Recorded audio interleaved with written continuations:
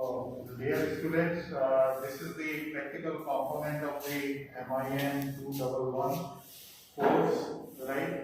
And we are beginning here with the first experimentation, which we are providing with the video, and this is related with the determination of displacement, velocity, and acceleration of a piston in a spiral tank mechanism. As you know that the slider crank mechanism is a basic type of a mechanism which we use in the case of the internal combustion engines, right? And this is the basic, you can say that the experimental setup for the this thing, the slider crank mechanism. And as you see that here, this particular portion is known as a crank, right? The radius of the crank has got a variable length. These are the slots which can be provided for the different radial length here, right? And on this disc here, what we have done is that we have marked a certain sectors here which represents the particular angular displacement here, right? And this is known as the connecting rod here, and this is the slider here, right? And you know that this slider crank mechanism, which is widely used in the automotive industry, right, is basically having a 4-bar linkage here, right? And the first link, as you must have studied in this course, is the fixed link. This is the fixed link here, right? The another link is this link, which is a crank here, and the third is a connecting rod here, right? And the fourth is a slider, which we are calling as a piston here, right? So it's basically a 4 linkage mechanism. What we are calling is that this is a mechanism because of the simple fact that is here, if we just give a particular rotation to this crank, then the motion of each and every link is unique in itself. This is why we are calling it a mechanism, right? And what you are supposed to do here is that we do have because we give a crank, for instance, this is the arrow here, if we put it here onto this thing here, we are saying that from this reference, we are moving this crank into a clockwise direction, let's say this angular orientation, and from this onward here through the connecting rod, this piston will move on to a certain distance here. Okay, so in this case here, what you have to see here is that whether the movement, for instance, I am giving a 30 degree of the angular displacement here for this crank here, then what shall be the movement of the piston here, right? The movement of the piston here, right, can be traced on this particular scale here, right? So what you have to do is that for instance, right, these teaching assistants and the other lab staff, Mr. Bharti would help me out here. That is, if I am having this particular, let's say this is how much this is? This is 10 degree. This is 10 degree. From one pointer to another pointer, this is 10 degree. So this is 10 degree here, 10, and let's move to 30 degree. For 10 degree, right, you just note down note down the displacement of the piston. What is the displacement of the piston for this thing? This is how much? 21.3. This is 21 point. Yeah, sorry, 28.3. 28.3. Yeah, 28. 28.3. No, but you have to take it from the middle here, right, center, middle. It depends if we are. No.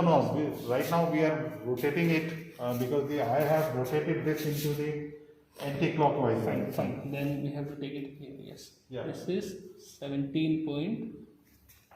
So you can just tell how much is this particular distance here.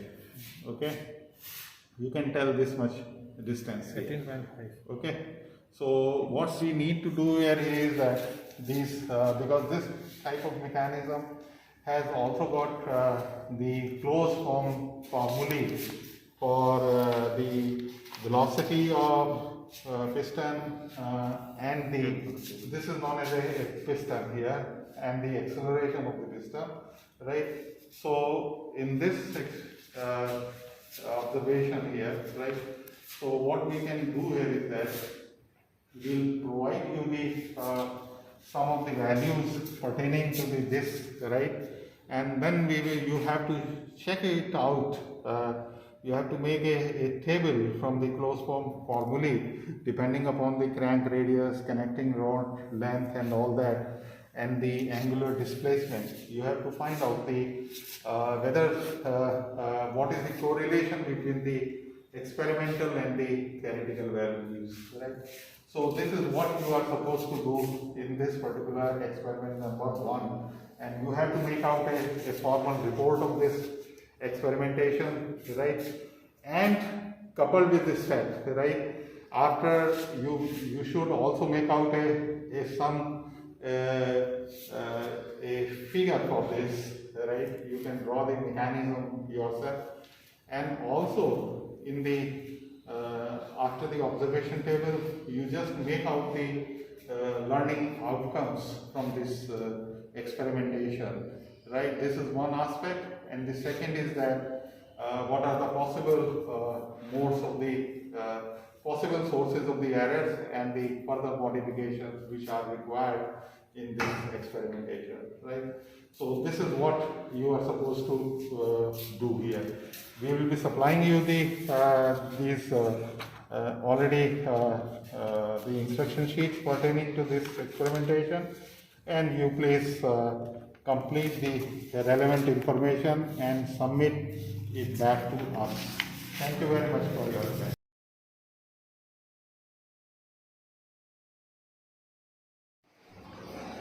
As explained by sir, this machine has different parts. This is our crank, this is the connecting rod, and this is the slider. So what we have here, in the crank part, we have a mechanism to change the length of this connecting rod. For example, what I'm going to do here is, I'm opening this joint, and now we can see 3 holes on this crank. 3 different holes have 3 different radius. This is the minimum radius, this is the second minimum radius, and this is the maximum radius. Now, talking about the connecting rod, we have 3 lengths. This is the maximum length, mid length, and this is the minimum length. So, these dimensions are fixed. If you want, you can measure it with a scale, or we will give you in the sample readings. This, for example, this is the minimum length, which is 5.15 centimeter. The mid length is 10.0 centimeter, and the maximum radius is 17.35 centimeter. In the same way, this length of the connecting rod, this is the minimum length, and this is 51 centimeter. This is 58.6 centimeter, and the maximum is 64 centimeter. So what are we going to do is, we are going to start with the minimum radius, and gradually we will increase to the maximum radiuses. So we will take the minimum radius on the crank and the minimum length of the connecting rod, and I am going to fix it like this. We have a nut here, and we will fix it like this. Now, this disc is divided into 360-degree angles, and we are going to start with any point. For example, I am taking it as my reference point, and I am just putting a mark here with this pen. Now, in my notebook, I will create a table like this.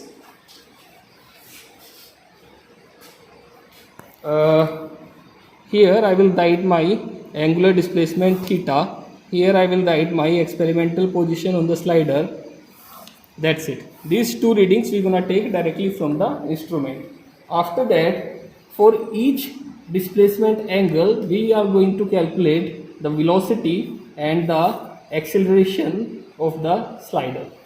How do we gonna do it? First, we can directly read the displacement angle from the crank. For a particular displacement like this, I am gonna read the displacement of slider from here. So these two values, theta and x, we can get it directly.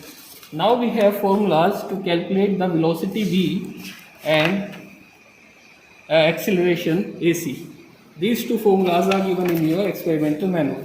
So let's start it. As told earlier, let us start with any point and call it our reference point. I'm gonna start from here. So now I will write on my experiment sheet 0. For this 0 displacement angle, I'm gonna read the displacement from the lower scale. What you can do, if you are rotating this instrument clockwise, you're gonna use the upper scale, or if you are going to rotate it anti-clockwise, you're gonna read the lower scale. So any scale is fine. I'm gonna rotate it clockwise, so I will be reading the top scale. So for this 0 displacement, my slider says the reading is 36, 37, 38. It is 37.7. So for 0, I am writing 37.7 centimeter. I will rotate it by 30 degree. 10, 20 and 30. So the next reading is 30, and for this 30 degree, let us see what happened to the displacement. Displacement is now 39.6.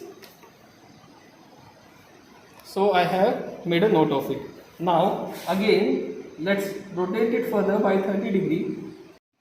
So like that, I have made a note of displacement angle, that is 60 degree, and for this 60 degree, I have a slider reading of 40.9. So in the same way, what I am gonna do is, I am gonna rotate the crank for a complete 360 degree rotation. And what I will observe is, for a complete 360 degree rotation, how my slider is moving.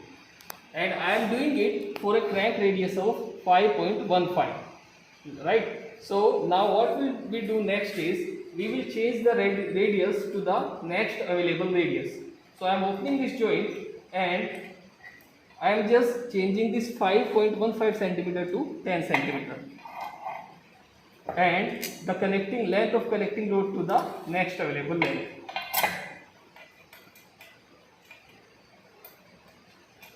Done. So again, we will come back to our reference point. So in the beginning of the experiment, what you are going to do, you are going to mark one point as your reference point. In my case, it was this one. So as you can see, for the previous radius, I have created a table. So what I will do, while creating the table, I will write down two parameters. The radius was, crank radius was 5.15 centimeter, and the length was 51.6 centimeter. Now, as you can see that we are changing the radius of the crank and length of connecting rod. So for this, I will be creating one more table, and again in the table header, I will be changing the radius to r equal to 10.0 and L equal to 58.6, right? Because these are the values. So again, I will do the same thing in my second table also. So you can see that so far we have created two tables.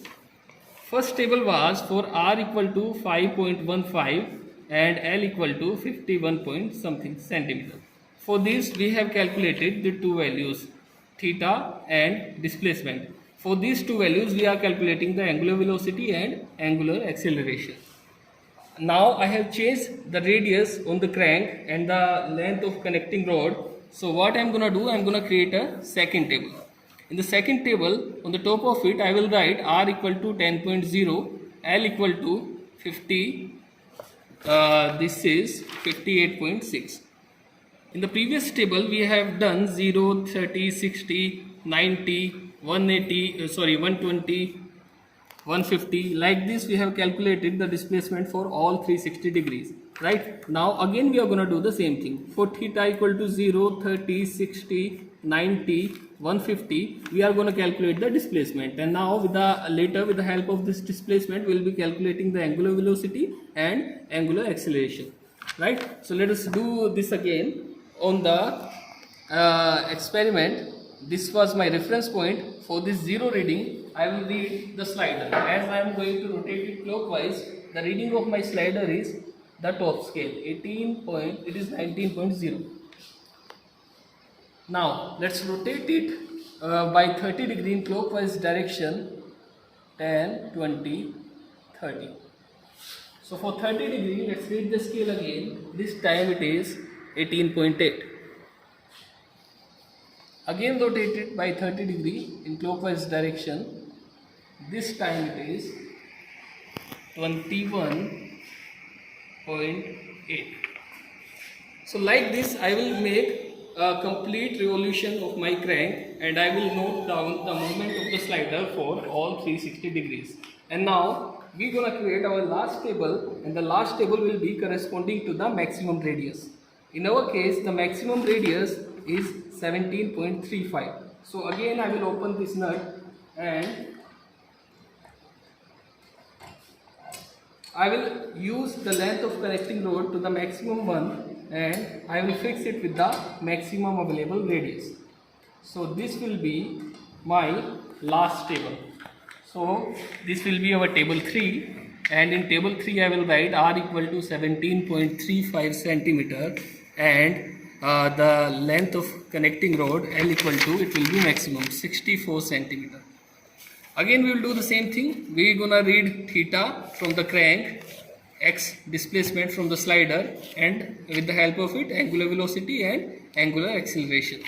Again we will start with our reference point. Our reference point was this one. As I said in the beginning of the experiment, you have to mark one reference point. So this is my 0 point. For 0, the reading of displacement is 38.2. We will rotate it by 30 degree here, and the reading is now 31.0. Like this we will do it for 60 degree, and the reading is now 22.4. So like this I will calculate it for whole 360 degrees. I have 3 tables, so what you can observe by looking at this reading is the movement of my crank is uniform. We are just rotating by 30, 30, 30, 30 and so. But the movement of the slider is not uniform. For each radius you can see the variation in the reading. For example, for the first 0 to 30 degree, for the radius 10, the difference was just 1 centimeter. But for the next 30 to 60, the difference was like 3.8 centimeter. So like this you will see that for a particular uniform rotation of crank, the rotation or the movement of slider will never be uniform, and what kind of movement it will be, we are going to analyze in this experiment. Now I have 3 tables. What we will be doing, we will be giving you the sample data for all 3 tables, and using the formula given in your manual for angular velocity and displacement, you will be calculating velocity and acceleration for all 3 tables. Once it is done, you will be plotting 3 curves. So the 3 curves are given again in your lab manual. For the first curve, what you will be doing, you will be plotting, for the first table you will be plotting a graph between angular displacement and angular velocity, theta versus v. So it will be again 30, 60, on the x-axis 90, 120, 150, and you will be getting different values of your angular velocity, right? So you can do it like that. Otherwise just take your rotation like this, clockwise rotation 0, 30, 60, 90, 120, again anti-clockwise rotation 30, 60, 90 and so, right? So now mark the angular velocity and draw a plot curve like this. So this will be your curve, and on this single curve you have to plot the theta versus angular velocity v for all three tables, right? So what you will see, you will have one curve, it will be for radius r equal to 5.15. Another one will be something like this, and it will be for radius r equal to 10.0, that is the mid radius. And the last curve you will have something like this, it will be for your maximum radius, like 17.35, right? So this will be the observation how the value of angular velocity varies on variation of theta in a slider crank mechanism for different radius. Second curve that we are going to plot is, it will be theta versus angular acceleration. So again we will be doing the same thing. We will write the values of theta, and from the first table we will read the values of angular acceleration, and I will plot it like this. It will be for r equal to first value 5.15. Again we will be putting the another curve for r equal to 10, and the third curve that will be r equal to 17.35. So like this we will be plotting all three curves on these two different graphs, and at the end we will observe how the how the angular velocity and acceleration varies for a slider in a slider crank mechanism. That's it guys, we will be giving you the sample values, and you will be making these three tables, you will be calculating it, the values of velocity and acceleration, and at the end you will be plotting two curves. That will be the end of the experiment. Thank you.